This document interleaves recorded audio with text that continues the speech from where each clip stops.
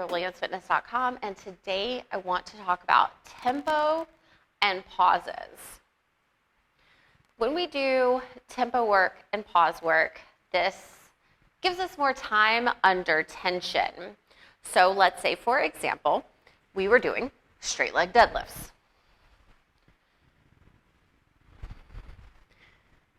In real time, that's what we would look like.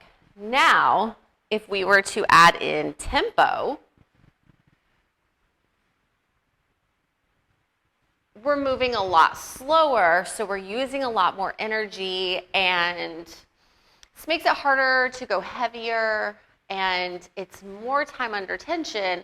So the amount of time that it would take you to do 10 or 12 reps would be about the same amount of time it would take you to do like 5 or 6 reps if you were going at a slow enough tempo.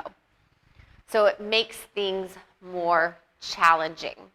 There's a couple different ways that we can add in tempos as well as pauses, and I want to go into those now. Let's go back to the example of the straight leg deadlift. We would start in our stacked position where our shoulders, hips, knees, ankles are all in one straight line. Pull the shoulders back, get the lats engaged, keep the dumbbells, your weights, in close to your thighs on the way down. And this is our eccentric part of the movement. Then our concentric part of the movement is going to be slow as well. So if we are bringing a slow tempo into the eccentric portion, that's like the harder portion of the exercise, if you will. The eccentric is on the way down, and then the concentric part is on the way up. We could bring the tempo just to the eccentric, and then the concentric is normal pace.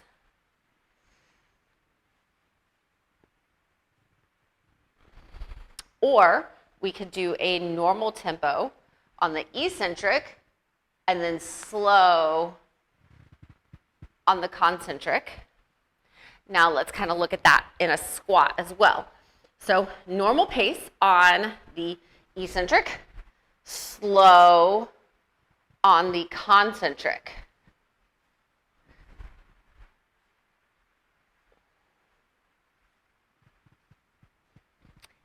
Let's also look at that in a lying leg raise.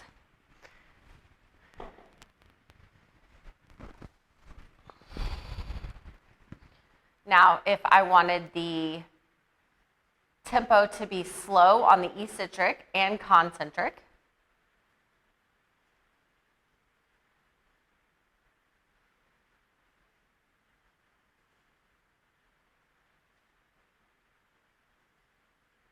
or tempo to be slow on the eccentric, normal on the concentric,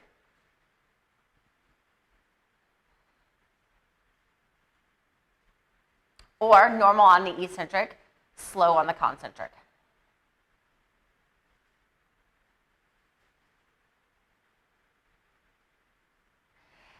When this gets applied to the exercises that you are doing, if you are working with me, I will specify exactly which portion on the movement I want you to do the tempo on. I'm not going to expect you to know what part of each exercise is eccentric versus concentric, so don't worry about that. I will explain that for you. But before we get going, let's talk about adding in pauses. We can add in pauses in the lockout. We can add in pauses in the portion of the exercise that's active. We can add in pauses in the middle of the eccentric or add in a pause in the middle of the concentric. There's so many different ways that we can change this. Again, though, if you're working with me, I will explain exactly where in each exercise I want you to take that pause. So let's look at this on the lying leg raise. If I wanted you to pause at the bottom of the lying leg raise, so we're going normal pace, pause, and I would give you a number of seconds. Then we come back up. Pause, 1, 2, 3, come right back up. Let's look at this on an air squat. Come into our squat. We're going to pause in the bottom, okay? Slow on the eccentric, pause in the bottom, normal on the concentric. So the tempo, let's say I give you a 3-second tempo on the way down, a 3-second pause in the bottom, come back up normal. 3 seconds on the way down, no pause in the bottom, come back up, pause at the top. 1, 2. See where I'm going? Or let's say, for example, we were doing a dumbbell deadlift, and I wanted you to pause halfway down and then again halfway up. So we're coming down, pause, whatever specified time, 2 seconds, come all the way down, pause, 2, stand, pause, down, back up, pause, back up.